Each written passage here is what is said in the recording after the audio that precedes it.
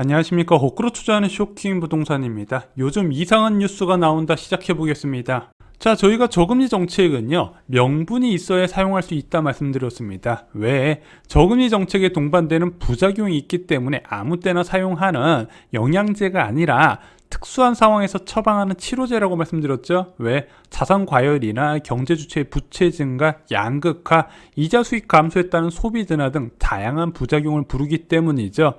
그래서 이 저금리 정책을 사용할 땐 조건이 있습니다. 바로 물가 상승률이 낮은 상태에서 경제 성장률이 둔화될 때 이 저금리 정책을 사용한다는 거죠. 자, 지금 0.75%의 초저금리입니다. 현재 경제 상황 좀 볼까요? 먼저 성장률은 올해 4% 이야기가 나오고 있고 무난히 달성 가능할 것 같습니다. 내년 성장률은 3%가 예측이 되고 있어요. 그래서 내년까지 일단 안정된 성장은 기대가 되고 있습니다. 자, 물가는 어떨까요? 자, 지난 CPI 3.2% 나왔죠. 이거 기저효과 뺀다 하더라도 2% 중반의 높은 물가 상승률이 지속이 되고 있습니다. 그것도 정부가 관리 물가 품목을 억누르면서 이 정도 나온 거예요. 실제 풀어줬으면 더 많이 올라갔어야 됩니다. 게다가 가계부채는요, 세계 2관왕을 거머쥐었어요. GDP 대비 총액뿐만 아니라 또한 그 증가세까지도 가장 높은 수준에 있더라. 자, 그러면은 지금 경제 여건은 눈에 띄게 개선되는 상황인데 부채가 증가하는 저금리 부작용이 도드라지죠. 그러면은 현재 저금리의 명분이 없다는 거는 누가 봐도 다 알 수 있는 상식입니다. 그래서 이런 배경을 통해서 한국은행은 통화정책 정상화를 진행하죠. 이조랑 은행 총재 임기 이전에 1.25% 지금보다 두 차례는 더 올릴 것으로 보여집니다. 그래서 11월 금통에서 무조건 올리고요. 내년 1월 또는 2월에 추가 인상이 예정이 됩니다. 그러면은 코로나19 이전 상황으로 돌아가는 거예요. 그리고 여기서 끝이 아니라 지금 해외 IB들이 여기서 한두 차례 더 올릴 수 있다. 그래서 1.75%까지 올라간다는 이야기가 나오고 실제 채권 시장도요. 이 정도 올라가는 것까지 어느 정도 선 반영이 되어 있는 상황입니다. 자, 그런데 요즘 이런 기사 많이 보이실 겁니다. 급격한 금리 인상, 한국 경제 위기 트리거 될 수 있다. 금리 인상, 가계부채 억제 오판이다. 가계부채 심각 아니다. 국가 채무가 더 문제다. 이렇게 접근하신 분도 있고요.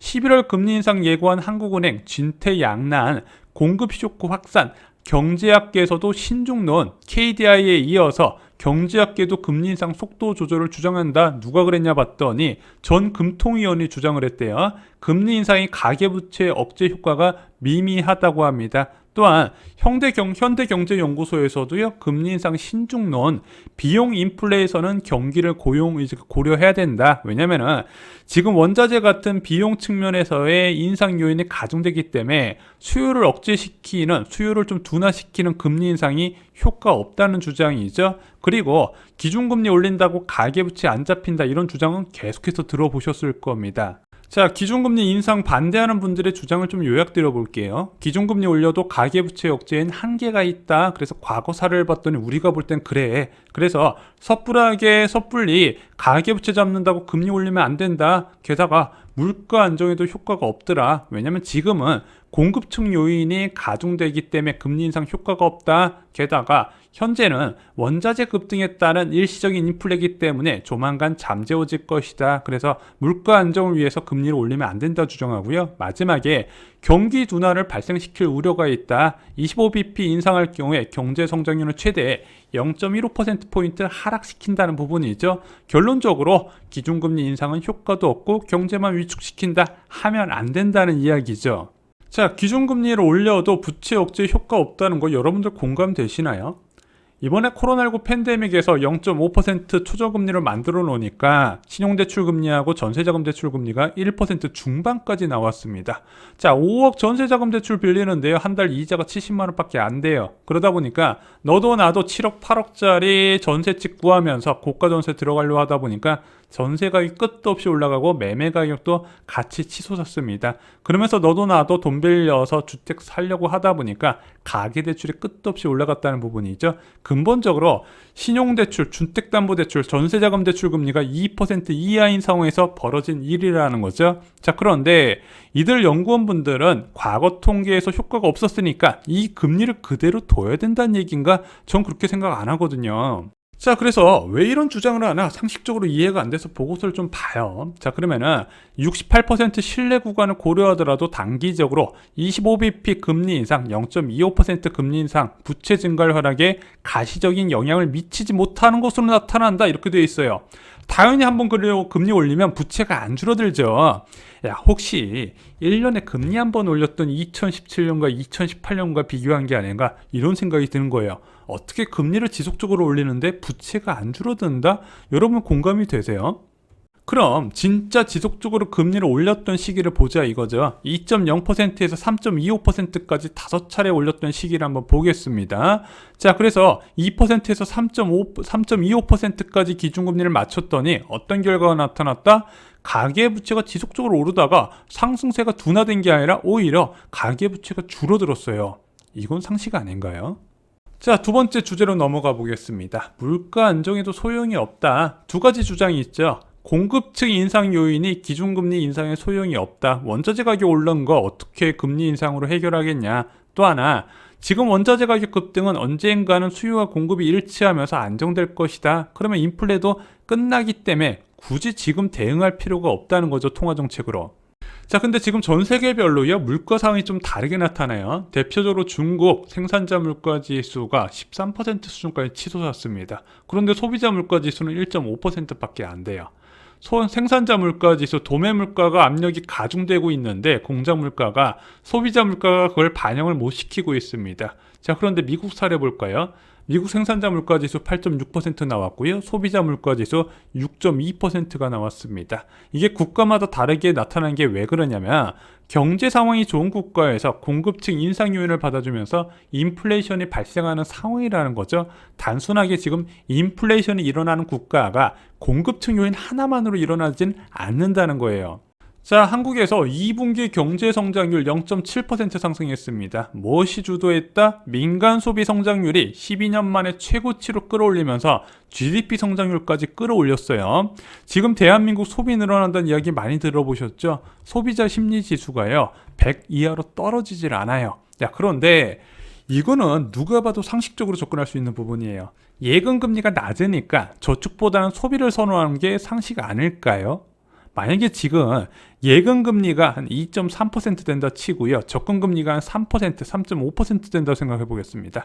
여러분들 저축하실래요? 소비하실래요?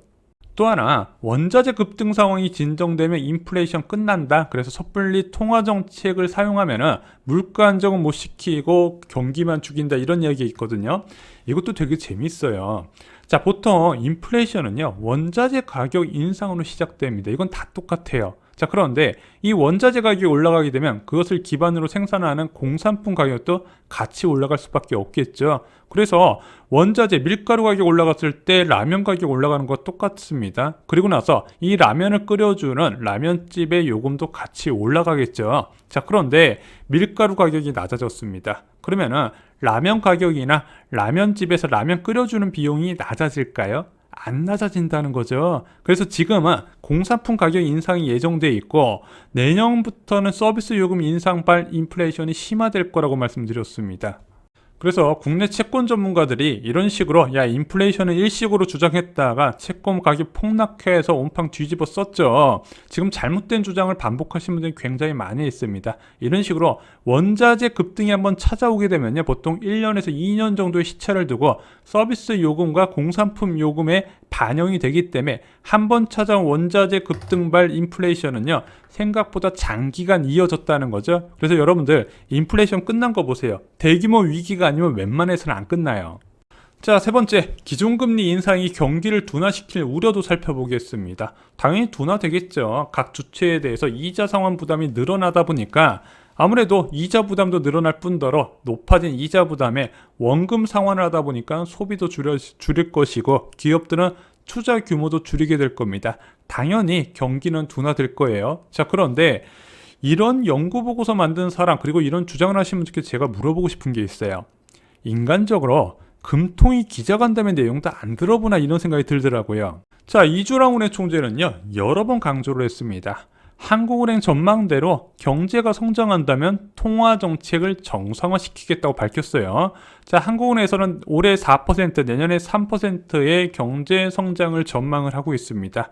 이 경로대로 진행됐을 때 금리를 올린다고 밝힌 거예요. 자, 예전부터 한국은행 그냥 금리를 올리지 않았습니다. 분명히 몇몇 조건이 충족됐을 때 금리를 올렸어요. 대표적인 조건 두 가지가 있다 말씀드렸습니다. 연 3% 수준의 성장률과 연 2% 이상의 물가 상승률이 동시에 충족될 때 올렸다는 부분이죠. 그래서 여러분들 예전에 금리 인상 올렸을 때 성장률 지표와 물가 지표 비교해 보시면 이 두 가지가 동시에 충족됐을 때 올렸다는 걸 아실 수가 있습니다. 한국은행이 바보입니까? 경제 망가질 때까지 금리 올리고 걱정 안 해도 알아서 잘 판단해서 결정을 합니다. 자, 한국의 기준금리 상단은요, 국내 요인만으로 결정되는 게 아니라고 말씀드렸습니다. 먼저 미국의 중립금리 수준도 중요해요. 지금 얘네들 어디까지 올릴지 아무도 모르죠. 예를 들어 기준금리 3%까지 올리게 되면 대한민국이 줬던 실던 2.25%는 맞춰야 됩니다. 자, 국제 원자재 가격도 대한민국에 크게 영향을 주게 돼요. 원자재 가격이 지속적으로 올라가게 되면 물가 상승률은 지속적으로 올라갈 것이고 통화정책도 따라갈 수밖에 없습니다. 근데 이 두 가지 요인을 모두 고려해 봤을 때 예상보다 높게 치솟을 가능성이 있다 말씀을 드렸죠. 지금은 주의하실 때가 맞습니다. 자, 일반적으로 금리 인상 시기에 입주 물량 증가가 겹치게 되면 충격적인 결과를 만든다 말씀드렸습니다. 그 두 가지가 겹쳐졌을 때 일반적으로 우리는 역전세란이라고 말씀을 드렸죠. 2019년 2월, 2018년 2월 각각의 역전세란 상황이 있었습니다. 앞으로 금리가 지속적으로 올라갈수록 이런 현상은 더욱더 자주 일어나게 될 겁니다. 쇼킹 부동산원 아파트 교과서 서적으로 과거의 사례를 통해 기회를 만드시기 바랍니다. 이상으로 영상 마치겠습니다. 좋아요, 구독, 공유 꼭 부탁드립니다. 감사합니다.